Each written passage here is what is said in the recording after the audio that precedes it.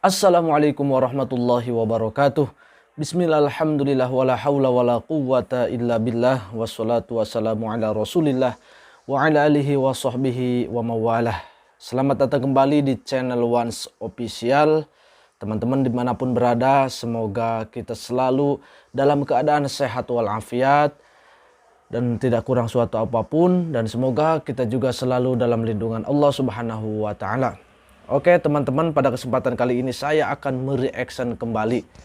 Ya, pada saat-saat ini saya akan fokus untuk membangun channel ini, yaitu seputar tentang konten reaction. Tentunya saya akan menyajikan konten-konten yang bermanfaat, konten-konten yang sekiranya menambah ilmu dan wawasan kita. Dan pada kesempatan kali ini saya akan mereaction ceramah daripada Ustadz Abdul Somad, tepatnya yaitu sebuah tanya jawab daripada Ustadz Abdul Somad. Langsung saja kita nonton bersama-sama, kita dengarkan, kita simak videonya. Oke guys, saya pakai handset dulu biar terdengar jelas.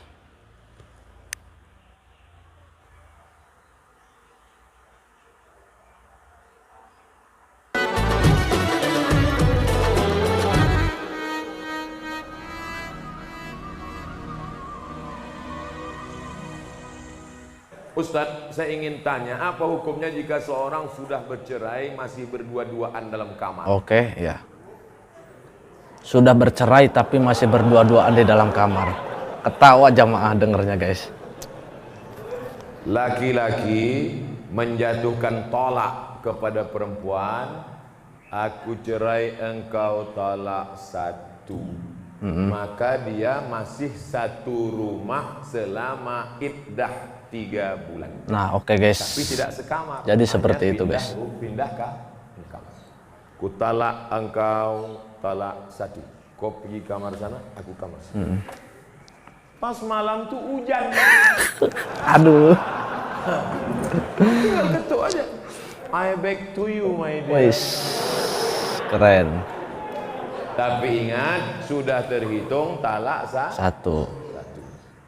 Yang tak boleh balik itu talak 3. Talak 3 bisa jatuh dalam satu majelis dengan cara 2. Pertama, ku talak engkau, ku talak engkau, ku talak engkau. Jatuh 3. Macam iklan. Nah, oke guys, ini wawasan baru juga bagi kita, ilmu baru juga bagi kita. Siapa tahu para subscriber, para penonton sekalian belum mengerti bagaimana tentang talak ya, tentang tolak atau bercerai kalau bahasa kitanya. Jadi talak 3 itu bisa jatuh dalam satu majelis atau dalam satu tempat atau dalam satu keadaan. Kita misalkan tolak, saya tolak kamu, saya tolak kamu, saya tolak kamu. Nah itu menurut Ustadz Abdul Somad sudah termasuk tolak 3. Jadi seperti itu. Oke, kita lanjutkan. Atau saking marahnya, ku tolak kau 100. Uset, banyak banget. Jatuh 3. Makanya laki-laki sebelum kalian nikah, kursus dulu fikih. Nah. Jangan cukup nasihat Pak Kua 30 menit sambil tanda tangan ngasih pas foto. Betul. Ini pentingnya mengaji guys. Ngerti masalah fikih. Nah, ini dia sudah talak, tapi tak disebutnya, entah masih ada iddah, entah tak ada iddah. Kalau masih ada iddah, berdua-dua dia, berarti itu sudah Rujuk. Lu berdua kalian di kamar tuh, itulah rujuk itu. Rujuk kalian? Anda cuma berdua aja. Rujuklah tuh. Kalau sudah habis iddah 3 bulan, dijatuhkannya talak 1 Agustus. September, Oktober, 1 November, berdua-dua dia dalam, tak bisa lagi, tak bisa rujuk. Rujuknya mesti akad macam nikah dulu. Iya. Rukunnya 5, mempelai laki-laki, wali, saksi 2 orang, ada mahar, ada ijab dan Qabul. Kata si wali, ku nikahkan engkau dengan anakku dengan mahar sebentuk cincin emas tunai. Itu namanya pengantin baru stok lama. Ada juga pengantin baru stok lama. Apa hukumnya kami menengok mereka berdua? Kenapa kalian tengok? Ketawa coba. Ada aja tengok segala Man macam. ra'a minkum mungkaran, siapa di antara kalian menengok kemungkaran falyughayyirhu biyadihi, robah dengan tangan. Kenapa kalian? Ini kalian udah rujuk apa tidak nih? Pakai tangan. Macam-macam tempeleng mati kan. Fa illam yastati, kalau tak sanggup dengan tangan, fa bilisani, dengan lidah. Kalian kenapa berdua-dua ini? Ada iddah atau rujuk atau cemana kalian nih? Kami udah rujuk, Pak. Kenapa tak ngasih tahu? Segan kami, Pak. Tak sanggup dengan lidah, fa biqalbi. Rupanya dia preman, bertatu, anting-antingnya aja sebesar lubang hidung. Udah Tak kayak berani dengan tangan, pengamen pinggir jalan. diam aja lah, macam orang pau.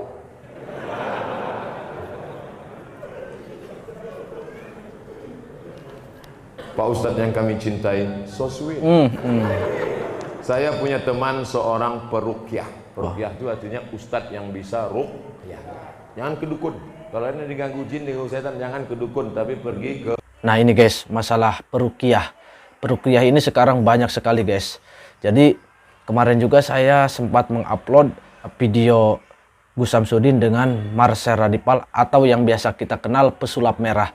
Nah saya juga sebenarnya pengen tahu gitu tentang pembuktian-pembuktian yang akan dibongkar oleh pesulap merah. Apakah itu beneran Gus Samsudin itu bisa mentransfer kekebalan, mentransfer ilmu, dan apakah benar Gus Samsudin itu sakti gitu. Saya juga sebenarnya pengen tahu.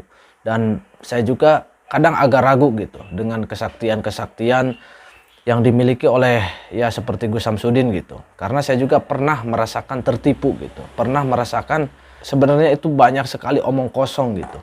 Ketika dibuktikan gitu, itu tidak terbukti. Sebagaimana yang sering saya tonton di channelnya Marcel Radipal pesulap merah. Jadi jarang sekali terbukti ketika kita ingin pembuktian gitu guys. Tapi kita tidak akan membahas itu karena kita sedang mereaction tanya jawab daripada Ustadz Abdul Somad. Itu hanya sekedar informasi saja kenapa saya mengupload video Marcel Radipal atau pesulap merah dengan Gus Samsudin. Nah, kita tidak akan membahas itu. Kita lanjut reactionnya guys. Ustadz Ruqyah. Kalau untuk Medan Sumatera Utara namanya Ustadz Musdar Bustaman LC, penulis buku ensiklopedia Ruqyah. Cari di internet, Musdar Bustaman LC. Kakak kelas saya waktu di Mesir dulu, jenggotnya segini. Wish, Belum dibacanya ayat kursi, baru nengok jenggotnya, sehat orang.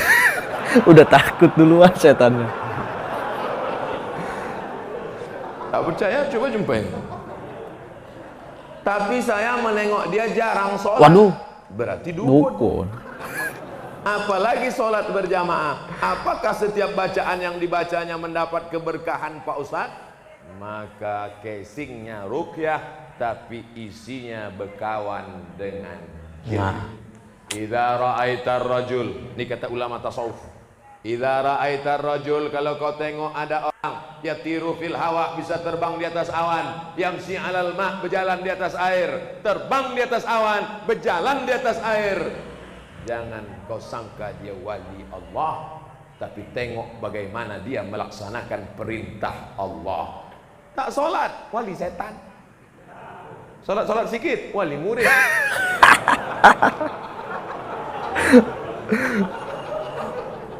Jangan terpukau karena aneh-anehnya. Betul. Bisa dihilangkannya Pak Ustadz. Hebat dia Pak Ustadz. Datang kami ke tempat dia waktu STNK BPKB kami hilang. Di mana hilangnya? Di kamar. Dipukulnya sekali lantai, ketepak muncul. Siapa yang bawa? Jin. Dia berkawan dengan jin. Oleh sebab itu maka tengoklah istiqomahnya dalam ibadah. Itu standar dalam Islam. Kalau suami menyuruh menandatangani surat, isinya kita tak lagi suami istri, tapi dibuat surat itu yang tahu hanya mereka berdua saja. Apakah itu sah Pak Ustadz? Sah. Ini ternyata pertanyaannya banyak tentang apa namanya? rumah tangga guys, perceraian. Tapi katanya mesti pakai saksi Pak Ustadz. Enggak, menjatuhkan talak tak mesti pakai saksi. Ini termasuk talak yang jatuh pakai tulisan. Kita tidak lagi suami istri, termasuk talak sorry, jatuh talak satu. Bagaimana talak bisa jatuh? Dua. Yang pertama sorry, Kucerai engkau talak satu atau ditulis. Ya, jelas. Yang kedua pakai kiasan. Kias. Pulanglah engkau ke rumah orang tua. Ibu-ibu, istri-istri, kalau ada suamimu berkata, pulanglah engkau ke rumah orang tuamu. Jangan pulang, tanya dulu apa maksud kau bro. Iya betul. Karena tolak kinayah yang kiasan itu mesti dilihat niatnya. Iya. Kalau niatnya niat tolak, maka jatuh Tolak. tolak. Tapi kalau tak ada niat tolak, enggak. Pulanglah kau. Wah, kali aku nengok, pergi kau balik. Abang, apa niat? Enggak ada nyuruh balik. Baliklah. Makanya perempuan itu mesti ngerti. Ini jamaahnya kocak-kocak guys. Perempuan jangan mau Ketawa aja dari dibodoh-bodohi. tadi. Ketawanya ngagak lagi. Maksud abang pulang apa ini? Enggak, maksudnya pulang liburan aja. Baliklah. Tak ada tuh talak. Benarkan roh akan pulang ke rumah setiap malam Jumat? Wish. Nah, ini guys nih. Jadi benarkah roh akan pulang di setiap malam Jumat ya? Dulu juga saya pernah belajar ya, bahwa kata pengajar itu katanya, jadi katanya roh itu akan pulang kepada ahli warisnya atau keluarganya guys. Jadi si roh ini melihat keluarganya apakah mereka mendoakan si roh ini yang sudah meninggal gitu, apakah tidak. Nah kalau si roh ini didoakan, maka dia pulang dari rumah tersebut ke kuburnya lagi, dia akan dalam keadaan terang benderang di jalanan. Tapi kalau seandainya keluarga itu tidak mendoakan, maka dia akan pulang ke kuburannya dalam keadaan gelap gulita. Jadi seperti itu ketika saya belajar di kampung, kata guru ngaji di kampung saya seperti itu. Jadi sebenarnya saya juga belum menemukan referensinya guys. Jadi pas banget, kebetulan banget ada pertanyaan ini kepada Ustadz Abdul Somad. Coba kita dengarkan apa jawaban daripada Ustadz Abdul Somad. Macam orang balik dari kantor aja.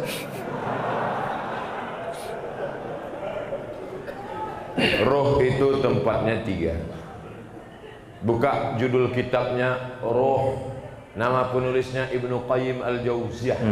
Yang pertama letak roh orang baik-baik tempatnya Illiyin. Ya. Ruh Illiyin. orang yang jahat-jahat tempatnya Sijjin. Jin. Yang ketiga, Allah kuasa mengendalikan roh. Roh bisa balik, roh bisa masuk ke kubur, roh bisa merasakan azab kubur, roh bisa menengok orang ziarah. Tapi kita tak tahu kapan dia baliknya, harinya, segala macam.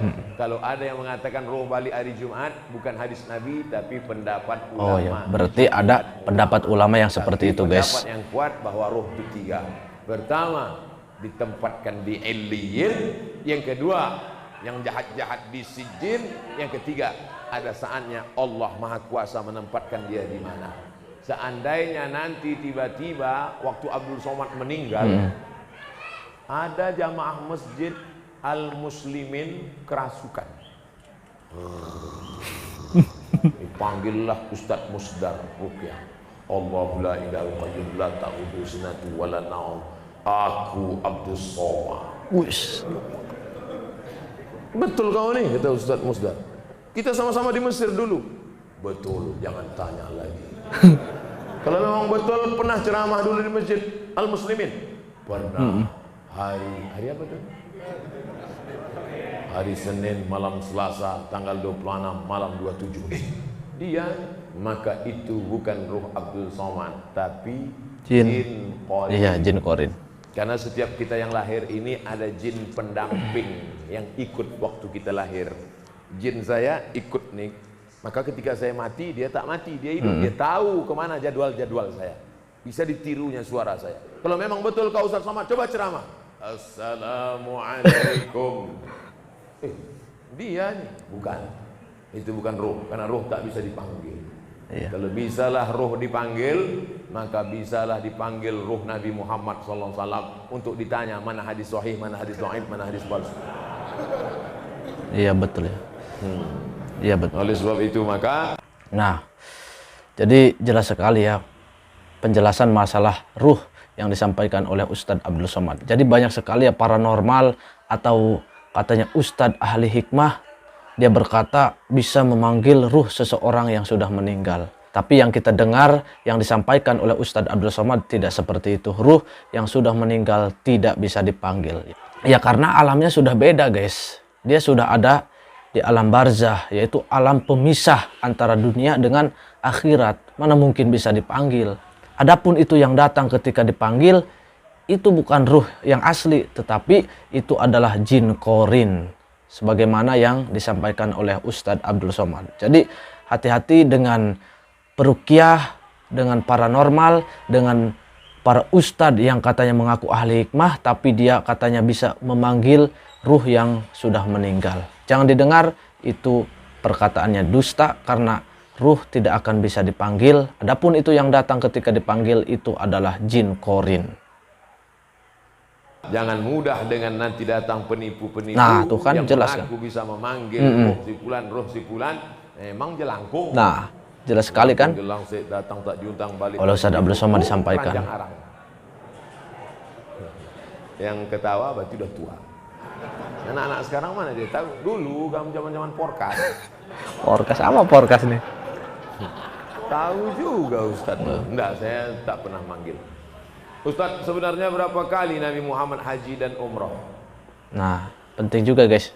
Kita tahu Nabi Muhammad haji berapa kali. Pindah dari kota Makkah ke kota Madinah Al-Munawwarah. Tahun 1 tak ada, tahun 2 tak ada, tahun 3 tak ada, tahun 4 tak ada, tahun 5 tak ada, tahun 6 mimpi sahabat.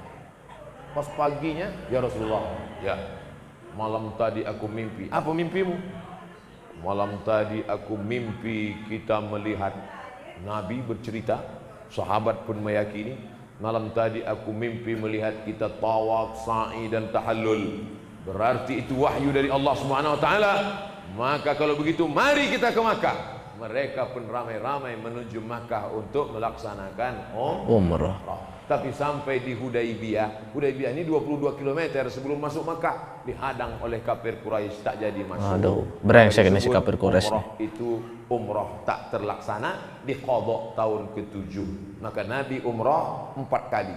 Tahun ke-6, tahun ke-7, tahun ke-8 pembebasan kota Makkah, tahun ke-10 saat melaksanakan haji wada.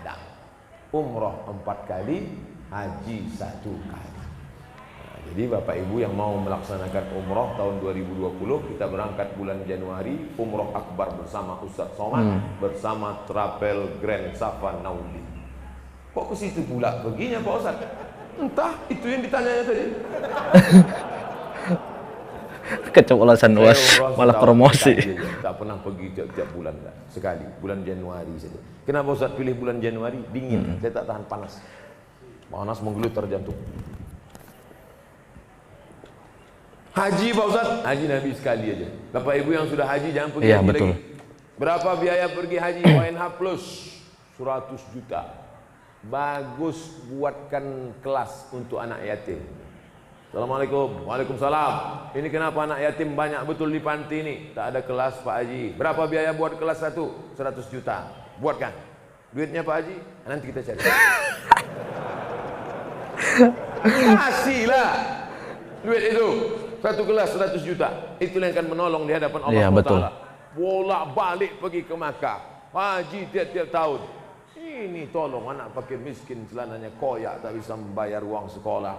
Maka haji sekali saja. Sisanya gunakan untuk menolong orang-orang susah. Setuju? Tak setuju pun tak apa-apa. Tapi tengok aja lah. Iya betul guys. Apa yang disampaikan oleh Ustadz Abdul Somad, haji itu cukup sekali, lalu harta kita selebihnya untuk menolong, untuk membantu orang-orang yang susah. Ya jadi kadang orang-orang itu, atau khususnya orang kaya ya, karena mungkin dia pemahaman dalam agamanya masih kurang, dia anggap ibadah haji terus menerus berkali-kali, bahwa dengan demikian itu akan menyelamatkan dia kelak di akhirat nanti. Padahal itu adalah ketidakcerdasan orang dalam beramal. Padahal seseorang itu diwajibkan haji itu hanya sekali, sisanya yaitu sunnah. Sedangkan kita menolong tetangga, menolong fakir miskin, menolong anak yatim, menolong doa apa, itu adalah kewajiban untuk orang-orang kaya. Jadi ketika si orang kaya itu tidak menyalurkan hartanya kepada orang yang sedang membutuhkan, maka malaikat pun melaknat dirinya. Maka itu adalah sebuah kezaliman bahkan bisa menurunkan laknat daripada Allah Subhanahu wa taala. Pergi haji bolak-balik, ada anak yatim kelaparan. Pergi haji bolak-balik, ada anak yang tidak sekolah, tidak bisa ikut ngaji, tidak bisa ikut belajar. Padahal fakir miskin, anak yatim susah untuk mencari makan. Itu adalah sebuah kezaliman yang bisa menghancurkan kehidupan kita baik di dunia maupun di akhirat. Nauzubillah summa nauzubillah min dzalik. Kita lanjutkan kembali reactionnya. Ustadz, kenapa bulan Islam itu diawali dengan bulan Muharram? Padahal Nabi kan hijrahnya di bulan Safar. Wah, menjebak ini ah.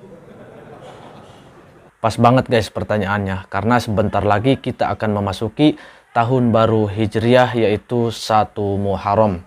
Kurang lebih tinggal 3 atau 4 hari lagi kita akan memasuki tahun baru Hijriah. Oke, coba kita dengarkan bagaimana penjelasan Ustadz Abdul Somad mengenai kenapa tahun baru Hijriah diawali dengan bulan Muharram. Nabi hijrah dulu kan bulan Safar Pak Ustaz. Ya. Kenapa tiba-tiba kalendernya dimulai bulan Muharram? Berkualitas pertanyaan jamaah Masjid Al-Muslimin. Masya Allah. Hebat. Allahu Akbar. Allah. Tepuk tangan jamaah guys. Bermusyawarahlah sahabat Nabi. Abu Bakar sudah meninggal dunia. Khalifahnya waktu itu Umar. Umar, Utsman, Ali, musyawarah. Kapan kita tetapkan bulan satunya? Jamaah pulang dari haji Zulhijjah. Pulang dari haji Zulhijjah, memulai hidup baru setelah Zulhijjah bulan Muharram. Setelah pulang Zulhijjah, cukur rambut, tumbuh rambut baru, semangat baru, start bulan baru Muharram. Maka itulah berdasarkan ijma. Tak ada dalam Quran, tak ada ayat Quran ya ayyuhalladzina amanu mulai bulan Muharram, tak ada. Hadis Nabi pun tak ada. Karena penetapan bulan Muharram ini berdasarkan ijma sahabat Nabi sallallahu alaihi wasallam radhiyallahu anhum ajma'in. Karena selesai pulang haji itu 3 bulan, berangkat bulan Syawal, di Makkah bulan Zulqa'dah masuk Zulhijjah, habis wukuf di padang Arafah, mabit di Muzdalifah, Mina 3 hari, habis itu pulang ke kampung halaman, start bulan pertama Muharram. Maka ditetapkanlah penetapan awal kalender Islam 1 Muharram pada masa pemerintahan Umar bin Khattab. Wallahu a'lam bishawab. Apakah berdosa bila saya meminta rujuk lagi pada suami sementara suami sudah menikah lagi? Padahal saya di poligami pun ikhlas. Jamaah ngakak. Saya ulang dari bala. Kok ada pertanyaan seperti ini? Jadi sebenarnya ini bertanya sambil curhat guys. Ada-ada aja jamaah ini sebenarnya. Memang pertanyaannya juga lucu-lucu. Terus Ustadz Abdul Somad pun menjawabnya juga dengan santai, dengan humoris guys. Jadi ngena banget. Apakah berdosa bila saya meminta rujuk lagi? Rupanya bapak ini diceraikannya istrinya. Setelah cerai, nikah dia dengan perempuan. Iya. Setelah itu datang bini pertama minta rujuk balik. Dan dia mau dipoligami. Dulu di status dia bini pertama, sekarang dia jadi bini kedua. Iya. Saya dipoligami pun ikhlas. Tak ada masalah kalau gitu. Iya betul. Di mana ada masalahnya? Istri dia tak mau. Wah. Macam sinetron kurasa.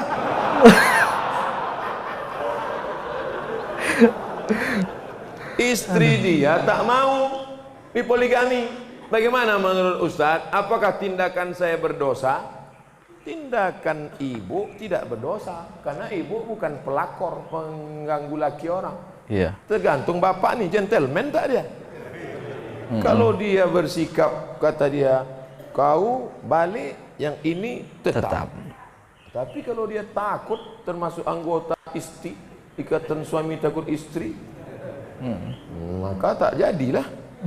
Nah, ini tergantung kepada si bapaknya. Ibu tak berdosa selama ibu tak melakukan perbuatan haram, tidak melakukan perbuatan maksiat. Yang pula di WA dia tiap hari, bang, jadi kita balik. Jangan ganggu-ganggu dia, jangan goda-goda dia. Tapi bahwa dia mau balik, berani dia, Maka tapi tidak semudah itu, karena di Indonesia tidak boleh laki-laki menikah tanpa ada surat izin dari istri Pertama, betul. Ibu dianggap bukan istri pertama karena sudah lepas. Iya. Maka istrinya yang sekarang ini yang pertama. Maka kalau kalian mau menikah mesti ada surat izin dari ini, tanda tangan matre 6.000. Makanya ibu-ibu sebelum tidur malam pastikan keliling tempat tidur itu tak ada matre 6.000. Karena mana tahu kita pas sedang tidur kan diambilnya tangan. Selesai, pas tengok jadi.